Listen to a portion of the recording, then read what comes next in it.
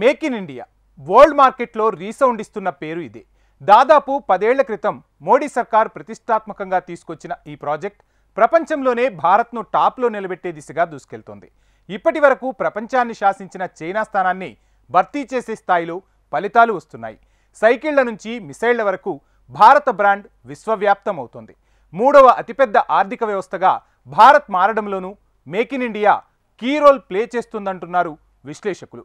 ఇంతకు ఆత్మనిర్భర్ భారత్ అభియాన్ కింద 10 ఏళ్ల క్రితం ప్రారంభమైన మేక్ ఇన్ ఇండియా భారత్ను ఎలాంటి పొజిషన్లో నిలబెట్టబోతోంది?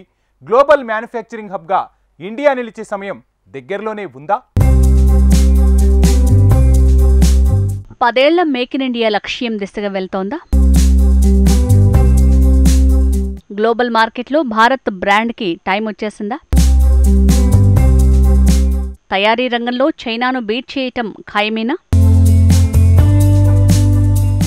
मैं आज लाल किले की प्राचीर से विश्व भर में लोगों से कहना चाहता हूं, come make in India, chemicals के लेकर के फार्मास्यूटिकल तक, come make in India, automobile से लेकर के एग्रो वैल्यू एडिशन तक, come make in India, paper हो या plastic, come make in India, some satellite हो या submarine, come make in India.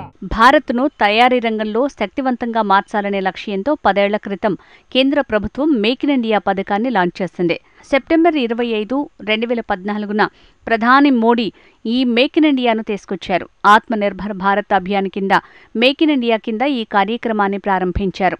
ఉపాధి అవకాశాలను పెంపొందించడం, ఇతర దేశాల నుంచి ఉత్పత్తులను దిగుమతి చేసుకునేందుకు ఎక్కువగా నిధులు ఖర్చు చేయాల్సిన అవసరం లేకుండా మన దేశంలోనే ఉత్పత్తిని పెంచడం, పెట్టుబడులకు సురక్షితమైన గమ్యాన్ని ఏర్పాటు చేయడం మేక్ ఇన్ ఇండియా వెనుకున్న ఉద్దేశం. ఈ కార్యక్రమంతో భారతదేశాన్ని అభివృద్ధి చెందిన దేశంగా మార్చాలని ప్రభుత్వం లక్ష్యంగా పెట్టుకుంది. ప్రస్తుతం భారత్ అభివృద్ధి చెందుతోన్న దేశంగా ఉంది. అభివృద్ధి చెందిన దేశంగా ఆవిర్భవించాలన్నా, అతిపెద్ద ఆర్థిక వ్యవస్థగా ఎదగాలన్నా అది మేక్ ఇన్ ఇండియాతో మాత్రమే సాధ్యమని భారత్ నమ్మింది. ఆ నమ్మకం వమ్ము కాలేదని వాణిజ్య మంత్రిత్వ శాఖ విడుదల చేసిన తాత్కాలిక వాణిజ్య డేటా చెప్తోంది. వివరంగా చెప్పాలంటే గ్లోబల్ మార్కెట్లో మేక్ ఇన్ ఇండియా డామినేషన్ మొదలైంది. మేడ్ ఇన్ చైనా డ్రాగన్ కంట్రీని 2వ అతిపెద్ద ఆర్థిక వ్యవస్థగా నిలబెట్టిన బ్రాండ్ ఇది. గుండు సూది నుంచి మిస్సైల్ వరకు మేడ్ ఇన్ చైనా వస్తువులే ప్రపంచాన్ని శాసిస్తూ వచ్చాయి. తక్కువ ధరకే అందుబాటులో ఉండటంతో చిన్నా పెద్ద అన్న తేడా లేకుండా ఆల్మోస్ట్ అన్ని దేశాలు చైనా దిగుమతులపై ఆధారపడ్డాయి. ఫలితంగా ఆ దేశ ఖజానాకు డాలర్లు వరదలా వచ్చిపడ్డాయి. కానీ చైనా వస్తువుల్లో క్వాలిటీ ఉండదని గ్రహించడానికి పెద్దగా సమయం పట్టలేదు. చైనా వస్తువులకు ప్రత్యామ్నాయం కూడా లేకపోవడంతో కష్టమో నష్టమో ఆ దేశం నుంచే దిగుమతి చేసుకుంటూ వచ్చాయి. సరిగ్గా ఇలాంటి సమయంలోనే గ్లోబల్ మార్కెట్పై ఇండియా ఫోకస్ చేసింది. క్వాలిటీ విషయంలో కాంప్రమైజ్ కాకపోవడం, చైనా, పాకిస్తాన్ మినహా మరే దేశంతో వివాదాలు లేకపోవడంతో మన వస్తువులకు డిమాండ్ మొదలైంది. ఆ డిమాండ్ ఇప్పుడు పతాక స్థాయికి చేరుకుంది. జస్ట్ 3 నెలల వ్యవధిలో భారత ఎగుమతులు $200 బిలియన్ దాటిపోయాయంటే అది మేక్ ఇన్ ఇండియా సాధించిన విజయమే. ఈ విజయంపై ప్రధాని మోడీ ఎక్స్ వేదికగా ట్వీట్ చేశారు. మేక్ ఇన్ ఇండియా పెద్ద సక్సెస్ అయిందని చెప్పారు ప్రధాని మోడీ.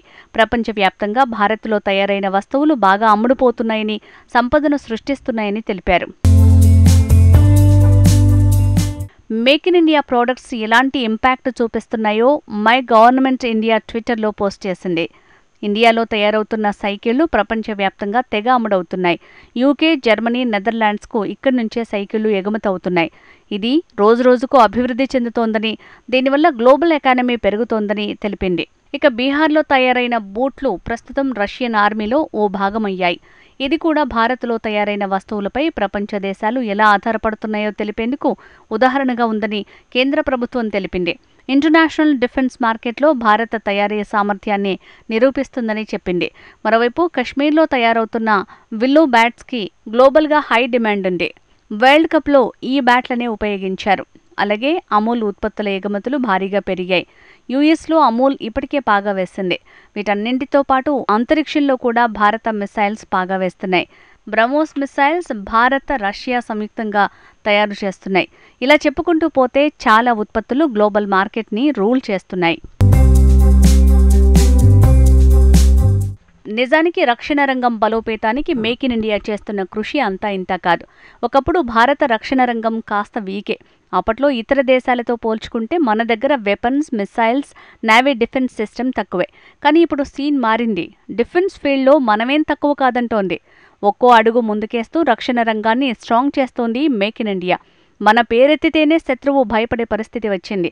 ఒక్కో వెపన్, మిసైల్తో మన అమ్ముల పొదిలోకి తిరుగులేని ఆయుధ సంపత్తి చేరుతోంది.